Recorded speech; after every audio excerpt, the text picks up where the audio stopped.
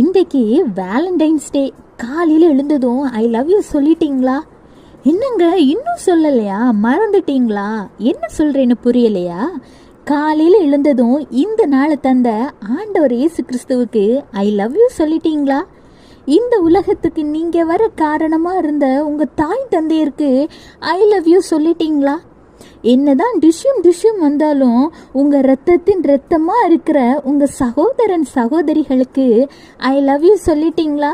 உங்களுடைய சேட்டையை எல்லாம் சகித்து கொண்டு உங்களை விட்டு கொடுக்காம உங்கள் கூடவே இருக்கிற உங்கள் ஃப்ரெண்ட்ஸ் கிட்ட ஐ லவ் யூ சொல்லிட்டீங்களா?